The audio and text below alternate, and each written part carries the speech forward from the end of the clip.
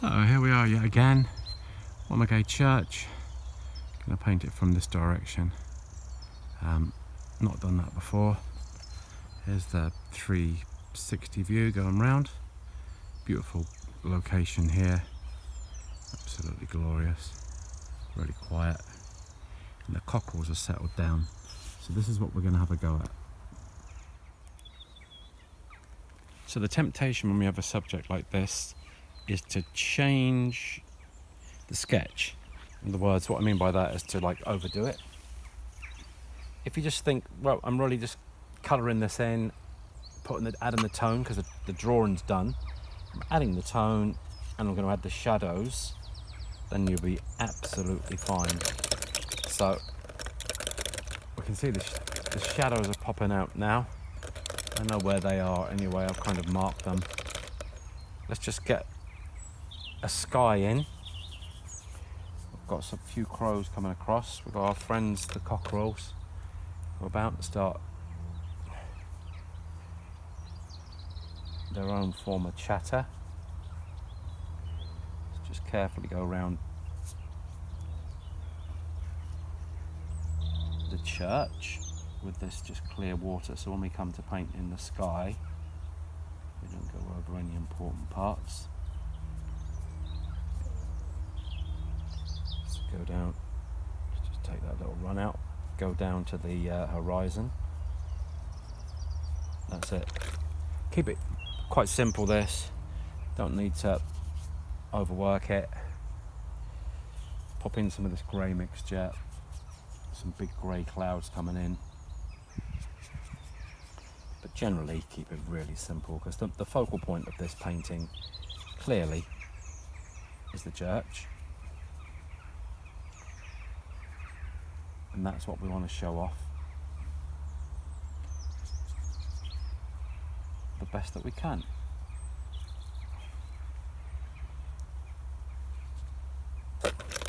Coming down, there's a slight yellow tinge at the base to the horizon, just down here, so we'll just echo that in to what we can see here. Just pop that in, warm that up a little bit. Don't want too many lights in there. That's that.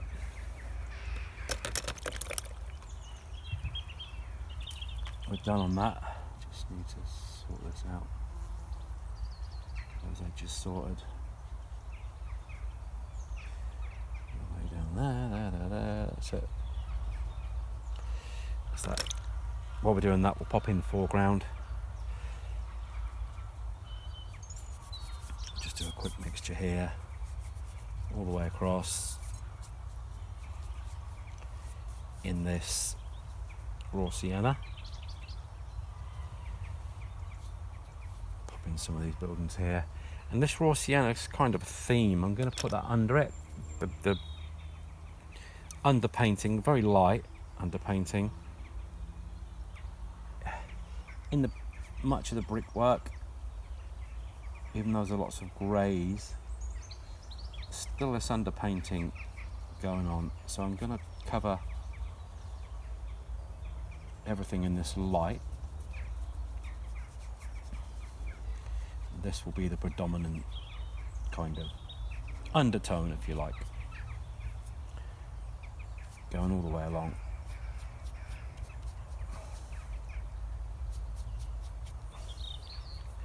Don't need to spend much time on that, just suggesting. There we go. I'm just going to have to dry off. And again, it's this warmth in this tower, so we'll pop the tower in the same warm tone, which is underneath the greys that we have.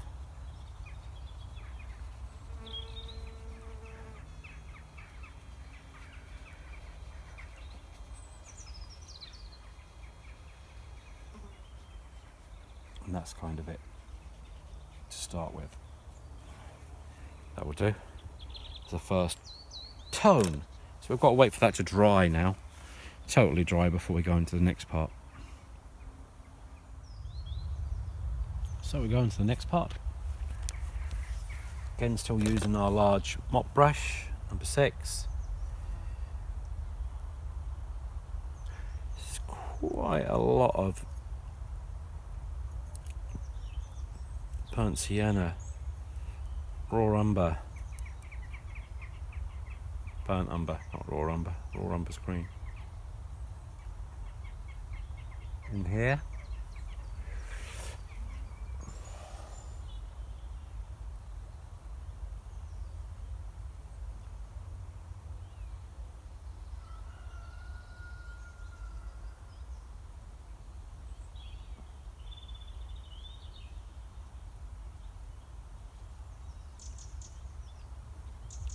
The main thing is to just get this in really quickly.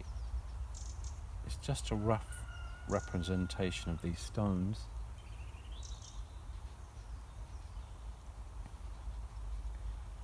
Tip of the brush, quite liquidy.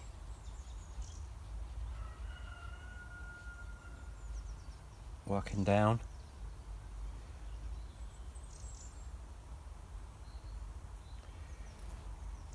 Just taking a check on some of this.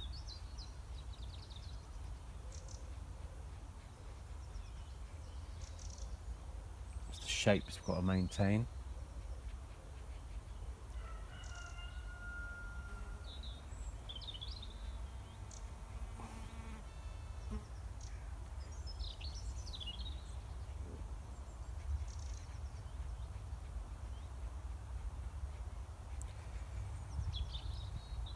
Just working fast. We're going to use shadows to bring out other parts.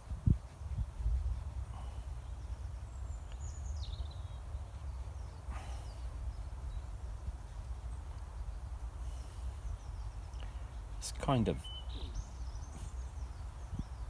looks like sandstone, but I think a lot of it is a mixture of the old Norman type stone they brought in, as well as flint.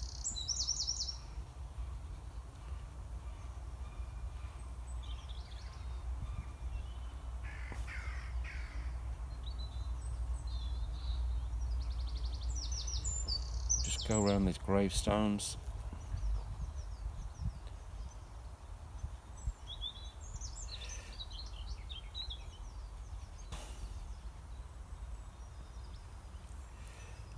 That.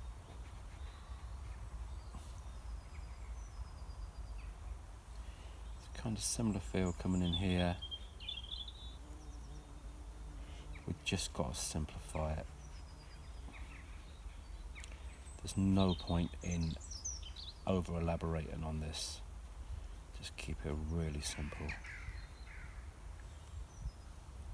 You can see where the shadow was here.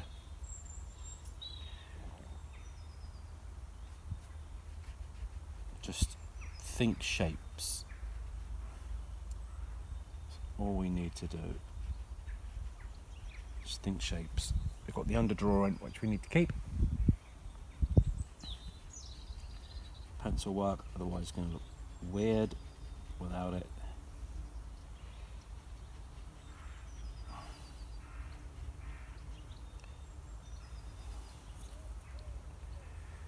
We need to mix up some more, so we got quite a long way with that. Same two mixtures, burnt sienna, burnt umber. And this is a different warmth here. I'm going to just add a touch of raw sienna to that same mix. Just going to move this up the board. Encourage that to go back that way. Hello, little bee.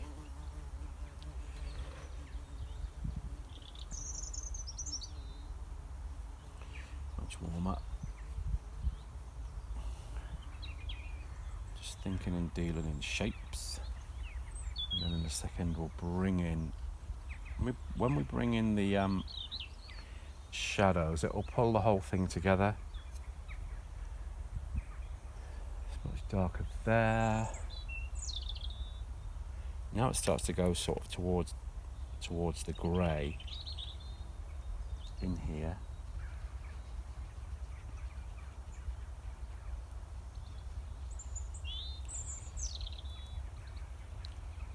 So let's just grey this up a little bit. And I'm going to keep this simple. I could, try and paint in lavishly every single brick, but there's no point. There really is no point whatsoever in doing that. It's not that style of painting.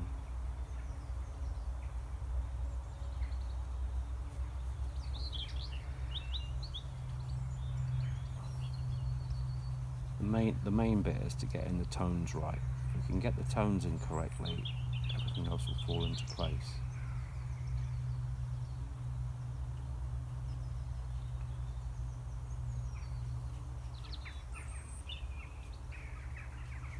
And when we pop in our shadows, we should, fingers crossed, be okay.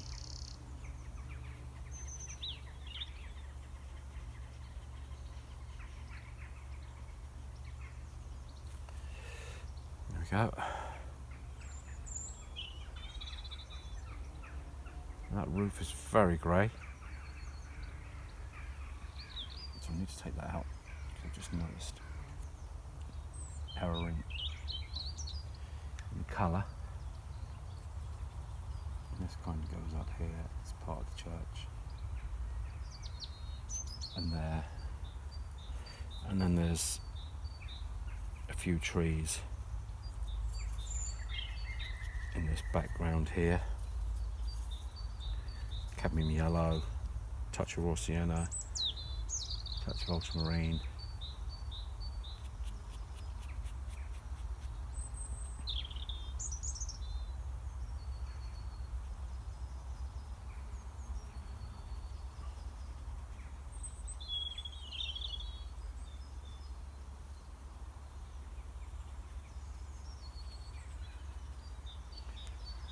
All the way in here, then there's a much darker note in here. And then a light one here, a lighter one.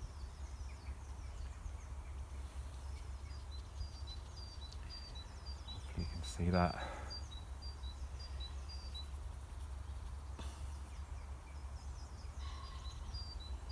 And then we're going to run that off with some clear water. We'll do with all of these here.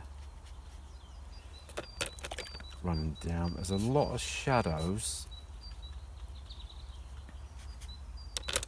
coming off the church now, which is great.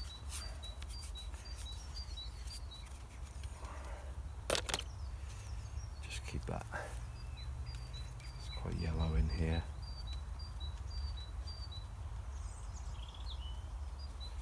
Around these gravestones.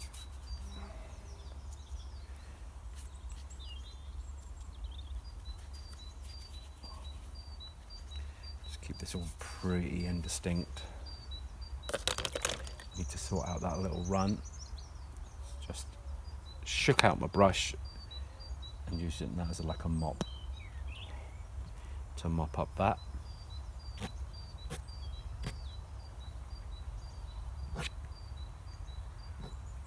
Pop in a few of these suggestions. Just find out. Very dark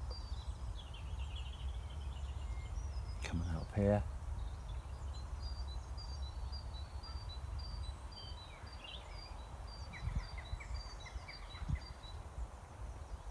Painted this tree, it's a cedar tree, so many times over the years. Can almost paint it off by heart. Just want to take some of that liquid out of that to try and get a bit of dry brush.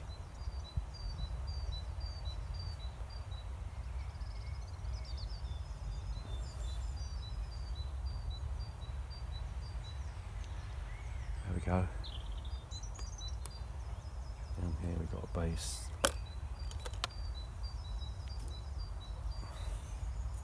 Payne's grey, cadmium yellow will give us the basic mixture of this side of the brush.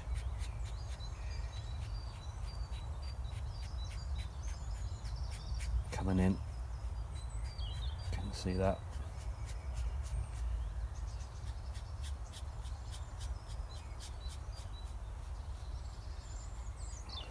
There we go.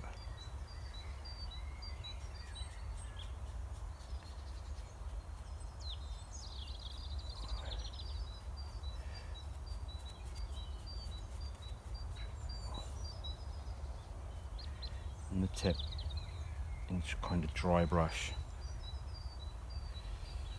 And this is going up here. Trunk. See.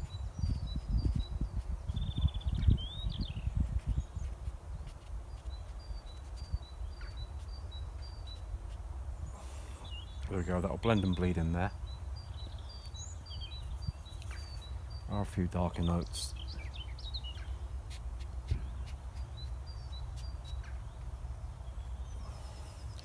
That'll do. Let's pop this roof in. This roof, the pan tile of Norfolk. It's absolutely everywhere. It's that kind of tone.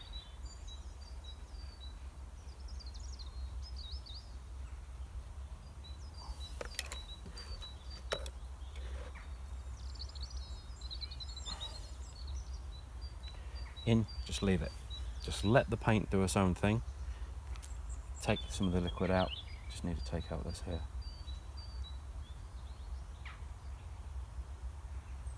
Just mopping up a little bit. So that's got the warmth of that. Same kind of mixture across for this eave here. Straight in and done.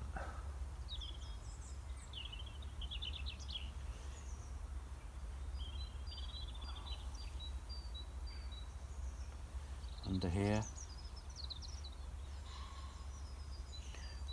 just a bit drier. This is very dark under here.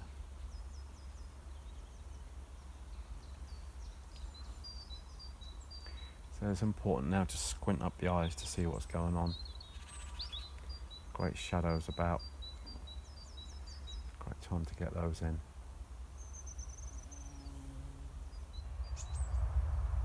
So we may have lost the battery there, I think.